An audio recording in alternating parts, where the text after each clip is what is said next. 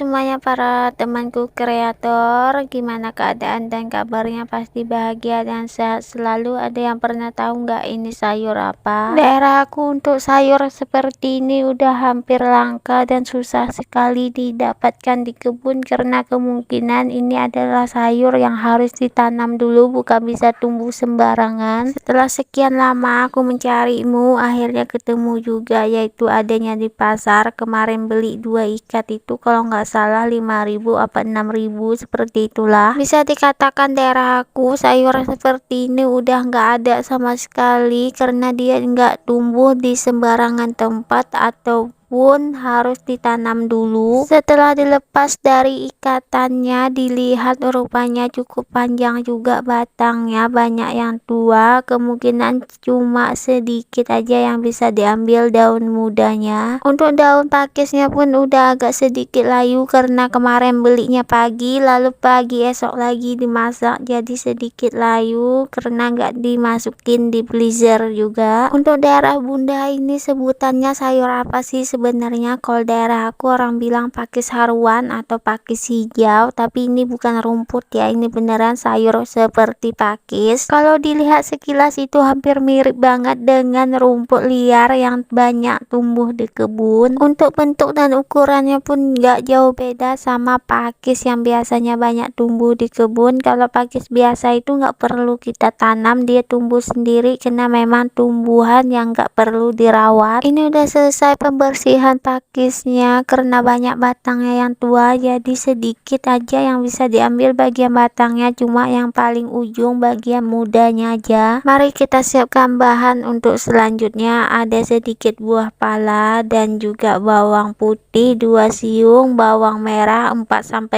siung, tidak lupa jahe sedikit. Seperti biasa haluskan dulu semua bumbu, boleh banget menggunakan blender, chopper ataupun diulek sendiri, yang penting bisa halus. Yang nggak boleh ketinggalan yaitu santan. Ini tadinya kelapa yang masih berbiji diparut lalu diambil santannya. Yang nggak mau santan seperti ini boleh aja santan kemasan, lebih simpel lagi. Seperti biasa panaskan dulu minyak goreng, lalu tumis bumbu yang udah dihaluskan tadi, tambahkan juga daun salam, daun jeruk dan sedikit geprekan lengkuas. Tumis dulu bumbu sampai agak sedikit harum, jangan terlalu kelamaan juga, lalu kita tambahkan santan.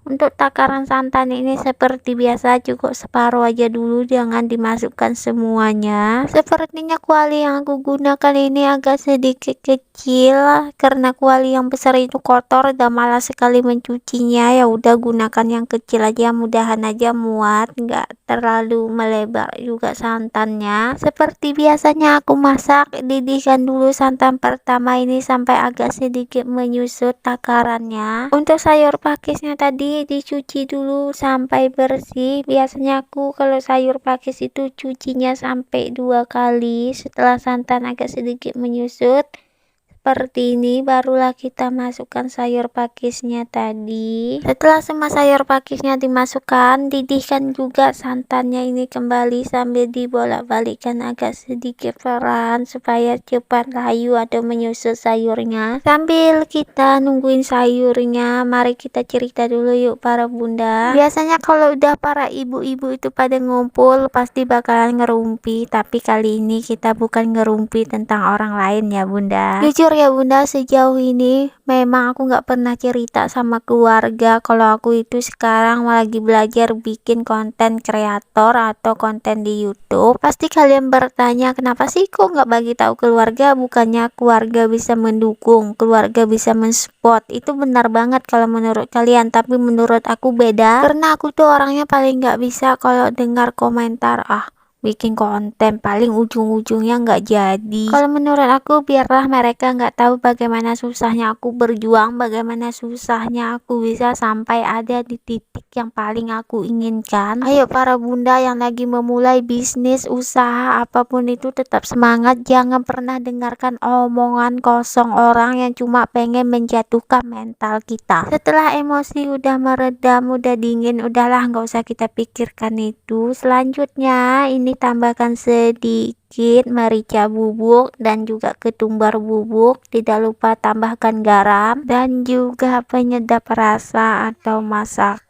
Kembali diaduk-aduk perlahan aja, jangan terlalu cepat, nanti bisa melebak santannya kemana-mana, kan bahaya. Sayur ini cukup unik ya teman-teman. Kenapa? Karena santan yang tadinya putih warnanya sekarang udah berubah menjadi hijau. Ini bukan dikasih pewarna ya, tapi memang alami dari lunturnya daun pakis ini. Untuk santannya ini bisa aja yang mau dikeringkan lagi sedikit atau yang udah cukup segini aja, tapi kali ini aku mau bikin agak sedikit menyusut lagi santannya atau sedikit mengering. Alhamdulillah menu kita udah masak hari ini, syukur banget. Yang lagi lapar langsung aja dicobain, ayo mari kita makan sama-sama. Jangan lupa bunda baca doa dulu sebelum makan, karena kebiasaan kalau udah lauk enak bakalan kita cicipin dulu lupa baca doa. Ya enggak, pasti iya dong, karena aku juga pernah mengalami seperti itu, tapi jangan diulangi ya bunda. Yang penasaran sama resep aku selanjutnya ada apa aja, pasti bakalan yang lebih enak lagi. Jangan lupa ya bunda untuk berbagi, yaitu tekan dulu tombol subscribe-nya serta loncengnya juga. Sampai ketemu lagi di episode selanjutnya, masakan yang sangat mudah. Assalamualaikum warahmatullahi wabarakatuh and see you.